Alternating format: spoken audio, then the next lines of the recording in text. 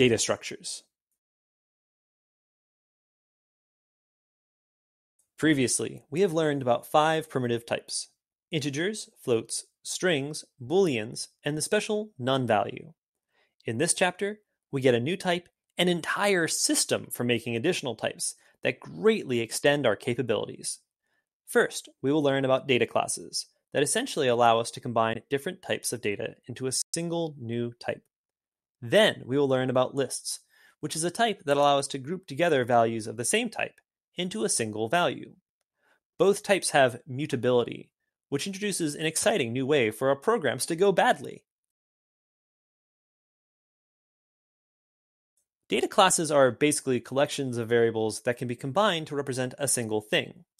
To be clear, data classes are not a monolithic type themselves, but a way to make new types. In the example program shown here, we create a new food data class and then make instances of the new type, storing them in variables named milk and apples.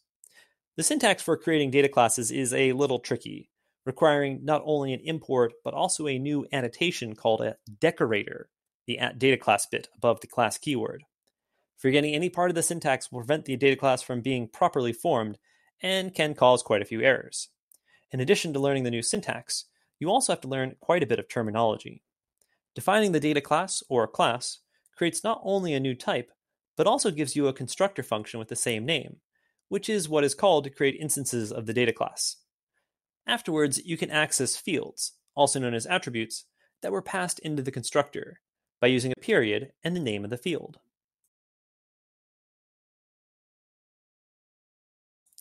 A primary use case for data classes is that we can pass them into or return them from functions, reducing the number of parameters we need and letting our functions do more. This requires us to use the data class name as a type in our parameters and header return types, but it is otherwise no different than any other type of value being used as a parameter.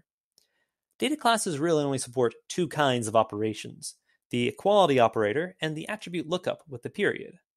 However, the attribute lookup is extremely powerful, allowing us to access and modify data in the data class.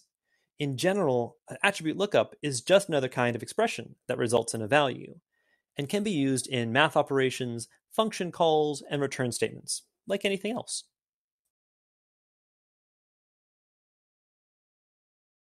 A nifty thing about data classes is that they let us write more sophisticated designer programs.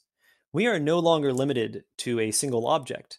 Now we can have an entire world of objects. In fact, that is a recommended convention within Designer to naming the data classes that are used as the state of the game. Previously, we learned how to manipulate that state by binding functions to events and then calling the start function. Now, using world data classes, we can do even more sophisticated state. Plus, since designer objects are essentially data classes too, we can manipulate their state more directly when making our games.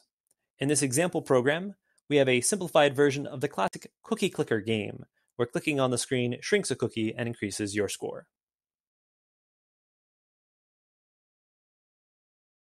The other data structure in this chapter is the list, which is used to combine multiple values of the same type. Lists are created using square brackets, with the elements inside separated by commas. The elements should all be of the same type, which becomes the element type of the list. In the example code shown, we have the type that would be used for the list if it were used as a parameter or a return value.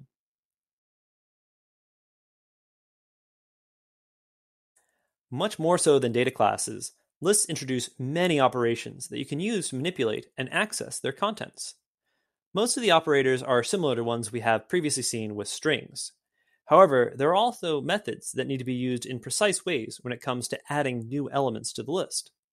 The list operations we cover in this chapter are indexing, subscripting, membership tests, append, and pop.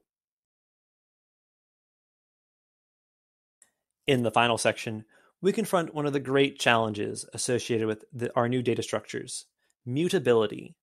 Unlike the primitive types we learned before, both data classes and lists are mutable. That means you can manipulate the actual underlying value of the data as opposed to only creating new values in their place. When you modify a string or an integer, you were never actually modifying those values. you are actually creating new values and changing the variable to hold those new values instead. But with lists and data classes, the actual data changes.